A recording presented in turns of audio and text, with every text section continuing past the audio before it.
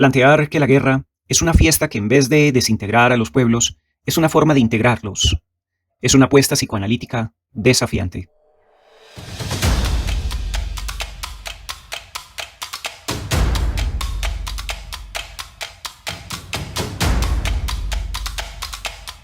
Hace ya más de 28 años que hice parte de la Mesa de Trabajo por la Vida de la ciudad de Medellín, en representación de una organización empresarial que le apostaba a la construcción de sentido colectivo por medio de la acción social política. Podría decirse que era una locura participar en aquellos tiempos en movimientos sociales que defendieran la paz, puesto que fueron innumerables los actores sociales, entre ellos estudiantes y profesores, que fueron amenazados y masacrados por defender los derechos humanos y las acciones de pacificación social. El autor que leeremos en el día de hoy, Estanislao Zuleta, fue uno de ellos, a quien le tocó evadir de múltiples formas las persecuciones que le hacían diversos actores violentos con intereses políticos y territoriales específicos. De allí que escribir un texto sobre la guerra se convirtiera tan importante para él y para todos los que participábamos en movimientos sociales de defensa de los derechos humanos y de organizaciones pacifistas. El cual nos trajo calma temporal al ayudarnos a comprender que al interior de la complejidad humana coexiste el inmenso deseo de un estado de paz particular y social con múltiples formas de relacionamiento con los otros de forma conflictiva, que pueden terminar generando actos violentos de usurpación de la dignidad humana. Fueron épocas turbulentas que vivimos los que habitamos la Medellín de los años 80 y 90. Pero fueron épocas que nos enseñaron que era necesario seguir trabajando para la construcción de los tejidos sociales y dar cuenta finalmente que tenemos el poder para servir, para consensuar, para construir. El otro que piensa diferente a mí no es un enemigo, ni un extraviado, ni un germen social. El otro que piensa diferente a mí es un ser que busca construir también, desde su diferencia, una sociedad en la que él mismo pueda habitar. Es por ello que leeremos el texto sobre la guerra de Estanislao Zuleta. Unas breves cuartillas que le daba a leer a mis estudiantes de secundaria en clase de filosofía, las cuales son entendibles y conservan un grado alto de poesía. Es por ello que al maestro Estanislao Zuleta, un enorme agradecimiento por sus palabras escritas. Un cordial saludo a quienes les interesan las teorías críticas, la sustentabilidad, las vías disruptivas y alternativas al desarrollo. Soy Wilfer Ceballos Betancourt y les invito a que se sirvan un café y disfruten estas pocas cuartillas que nos enseñan de forma muy poética el significado del disenso y de la guerra.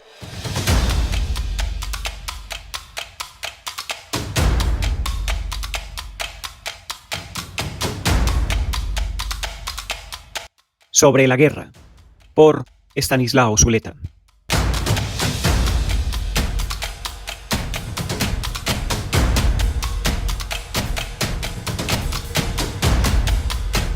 Pienso que lo más urgente, cuando se trata de combatir la guerra, es no hacerse ilusiones sobre el carácter y las posibilidades de este combate. Sobre todo, no ponerle a la guerra, como han hecho hasta ahora casi todas las tendencias pacifistas, un reino del amor y la abundancia, de la igualdad y la homogeneidad, una entropía social. En realidad, la idealización del conjunto social, a nombre de Dios, de la razón o de cualquier cosa conduce siempre al terror. Como decía Dostoyevsky, su fórmula completa es libertad, igualdad, fraternidad de la muerte. Para combatir la guerra con una posibilidad remota, pero real, de éxito, es necesario comenzar por reconocer que el conflicto y la hostilidad son fenómenos tan constitutivos del vínculo social como la interdependencia misma, y que la noción de una sociedad armónica es una contradicción en los términos. La erradicación de los conflictos y su disolución en una cálida convivencia no es una meta alcanzable, ni deseable, ni en la vida personal, es decir, en el amor y la amistad, ni en la vida colectiva. Es preciso, por el contrario, construir un espacio social y legal en el cual los conflictos puedan manifestarse y desarrollarse sin que la oposición al otro conduzca a la supresión del otro, matándolo, reduciéndolo a la impotencia o silenciándolo. Es verdad que para ello, la superación de las contradicciones antinómicas entre las clases y de las relaciones de dominación entre las naciones es un paso muy importante, pero no es suficiente, y es muy peligroso creer que es suficiente. Porque entonces se tratará inevitablemente de reducir todas las diferencias, las oposiciones y las confrontaciones a una sola diferencia, a una sola oposición y a una sola confrontación. Es tratar de negar los conflictos internos y reducirlos a un conflicto externo, con el enemigo, con el otro absoluto, la otra clase, la otra religión, la otra nación. Pero este es el mecanismo más íntimo de la guerra y el más eficaz, puesto que es el que genera la felicidad de la guerra. Los diversos tipos de pacifismo hablan abundantemente de los dolores, las desgracias y las tragedias de la guerra. Y esto está muy bien, aunque nadie lo ignora. Pero suelen callar sobre otro aspecto tan inconfesable y tan decisivo, que es la felicidad de la guerra. Porque si se quiere evitar al hombre el destino de la guerra, hay que empezar por confesar, serena y severamente, la verdad. La guerra es fiesta. Fiesta de la comunidad, al fin unida con el más entrañable de los vínculos, del individuo al fin disuelto en ella y liberado de su soledad, de su particularidad y de sus intereses, capaz de darlo todo, hasta su vida. Fiesta de poder aprobarse sin sombras y sin dudas frente al perverso enemigo. De creer tontamente tener la razón y de creer más tontamente aún que podemos dar testimonio de la verdad con nuestra sangre.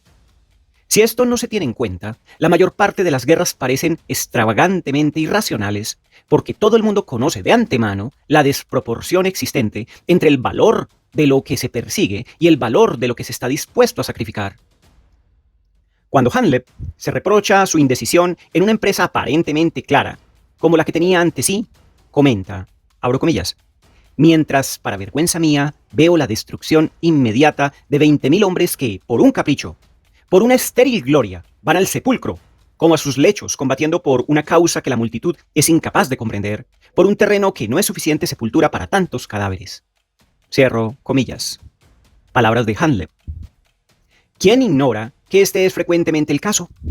Hay que decir que las grandes palabras solemnes, el honor, la patria, los principios, sirven casi siempre para racionalizar el deseo de entregarse a esa borrachera colectiva.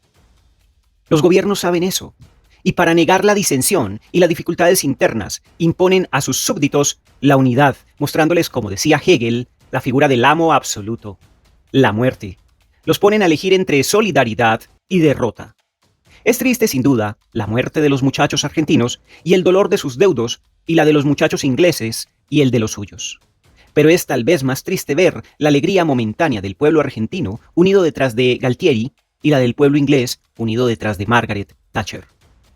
Si alguien me objetara que el reconocimiento previo de los conflictos y las diferencias, de su inevitabilidad y su conveniencia, arriesgaría a paralizar en nosotros la decisión y el entusiasmo en la lucha por una sociedad más justa, organizada y racional, yo le replicaría que para mí una sociedad mejor es una sociedad capaz de tener mejores conflictos, de reconocerlos y de contenerlos, de vivir, no a pesar de ellos, sino productiva e inteligentemente en ellos.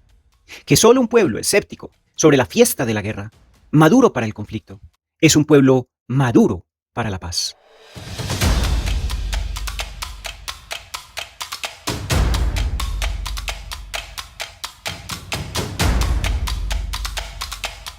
Hemos llegado al final de la lectura del texto sobre la guerra de Stanislao Zuleta, texto que se construye como una respuesta a una serie de preguntas formuladas por la dirección de la revista La Cábala. Este texto fue publicado en una de sus ediciones y recogido después como parte del libro sobre la idealización de la vida personal y colectiva, auspiciado por Procultura en el año de 1985. Soy Wilfer Ceballos Betancourt y espero estar con ustedes en un siguiente podcast.